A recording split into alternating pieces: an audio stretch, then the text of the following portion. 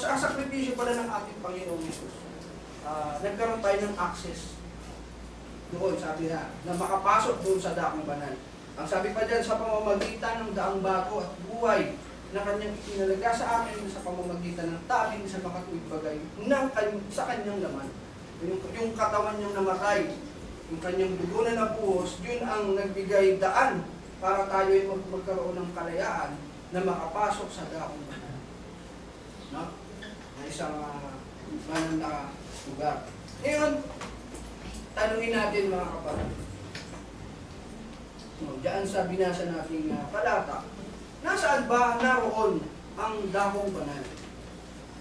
Kung sinasabi sa atin na meron ng kalayaang makapasok, ngayon gusto natin makapasok doon. Nasaan ngayon ang daong banal? Kasi nung panahon nila, no, binanggit natin, binigyan tayo ng historical background. May tabernakulo kung saan doon sila nagsasagawa ng paglilinis ng kanilang mga kasalanan. At sila'y gustong makapasok. Ngayon, nasaan ang daong banal sa panahon natin ngayon? Paano tayo makakapasok kung meron ng kalayaang makapasok sa daong banal sa pamamagitan ng dugo ng ating Panginoon? So, basahin po natin ang kasagutan sa katanungang ito, dito rin naman sa aklat ng Hebrew. Nasa chapter 8, verse 4. Pakinggan niyo po mga kapatid. Sabi po dito, if He were on earth, ang ating Panginoong Jesus, He would not be a priest, for there are already priests who offer the gifts prescribed by law. Ang sabi ng author, kung siya'y nasa sanlibutan, hindi siya saserdote.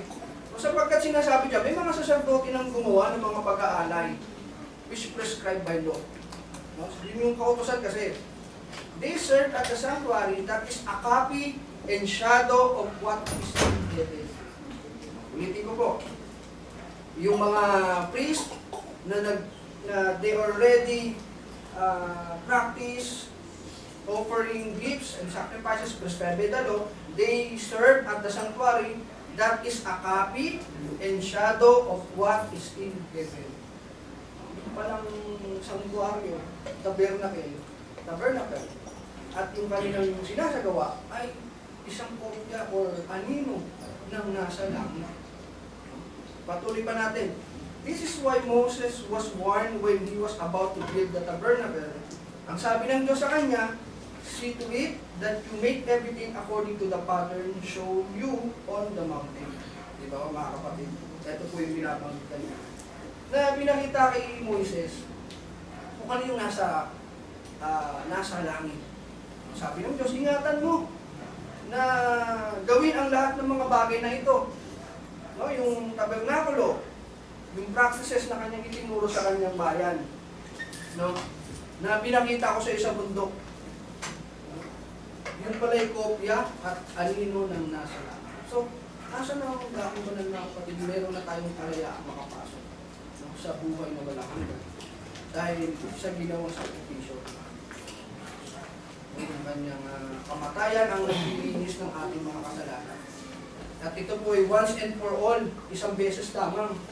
Hindi katulad ng mga practice na ginawa nila, taon-taon po nila itong sinasagawa. No? Doon pa lamang po, nagpapakita na yung kanilang ginagawa ay hindi sapat. No? It's just a temporary. Kasi taon-taon mong maaalala yung iyong kasalanan, taon-taon mong gagawin yung paglilinis ng iyong kasalanan. Samantalang ang Panginoong Hesus, yung kanyang sakripisyo, ay once and for all, sapat na po para linisin yung ating mga kasalanan, patawarin yung ating mga pagkakasala. Kaya po, yun ay kanyang shadow. Kaya ang Panginoon, hindi talaga siya yung reality ng kautosang ito. Kaya nga po, sabi niya, hindi ako naparito upang sirain ng mga kautosan, kundi upang tuparin. Ito po yung pinabanggit niya. So, to continue, in Hebrews chapter 10, sabi po dyan, sa verse 20, by a new and living way, which He had consecrated for us through the veil, that is to say, His flesh. Ang Greek word po ng new, na may transliteration na prospatos, meaning stain, freshly stained, or just slaughtered. Yan po, pinaliwanag natin na kanyang physical na laman, na kanyang yung katawang namatay para sa ating mga kasalanan. So, let's continue. Hebrews chapter 21. Chapter 10, verse 21. And having an high priest over the house of God. At yamang may isang dakilang saserdote na pangulo sa bahay ng Diyos. Sino po kaya itong dakilang saserdote? Na pangulo sa bahay ng Diyos. At yan naman po ay walang iba kundi sa chapter 3, verse 6 ng aklat ng Hebrew, chapter 3, verse 6, ganito po ang ating mababasa. Kung sino po ang tinutukoy na dakilang saserdote. Sapagkat siya datapwat, si Kristo. Obviously, ang ating Panginoong Hesus ang tinutukoy dito. Datapwat si Kristo, gaya ng anak ay puno sa bahay niya, na ang bahay niya ay tayo. Kung ating ingatang matibay ang ating pagkakatiwala at pagmamatuwid sa pag-asa natin hanggang sa katapusan.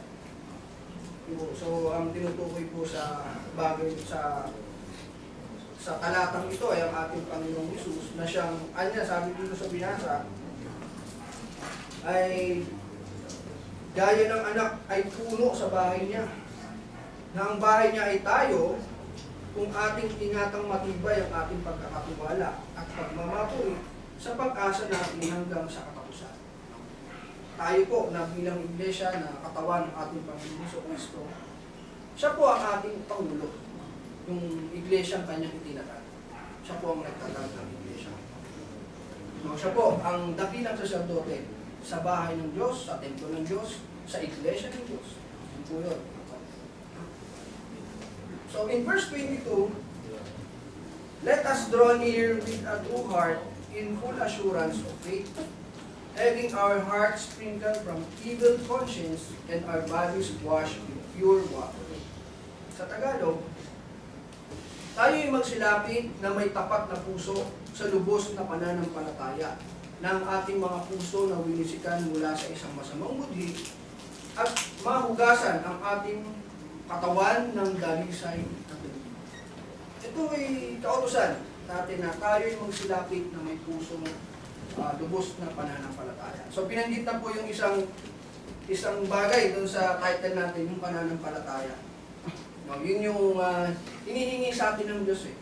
No, para natin malugod ang Diyos, dapat meron tayong pananampalataya kapag tayo ay lumalapit sa Kanya. Kaya yun nga po ang utos, tayo'y magsilapit na may tapat na puso at lubos na pananampalataya. At yan po ay may kinalaman dun sa templo, no, na binasa po natin kanina. No, na nagkaroon na po tayo ng pagkakataong makapasok doon sa sanktuaryo.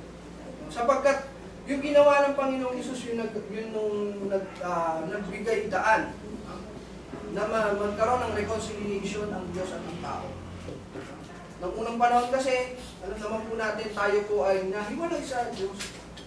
Tayo ay patay dahil sa ating mga kasalanan. Yun nga po ang ibig sabihin ng pagkahiwalay, o ng kamatayan. Ibig sabihin ng kamatayan ay separation or pagkahiwalay. No, dahil sa ating mga kasalanan, nahiwalay tayo sa Diyos. Ngayon, yun yung ginawa ng Panginoong Hesus na magkaroon ng reconnection between man and God. No? Kaya, ang utos sa atin ngayon, tayo'y magsilapit na may pananampalataya.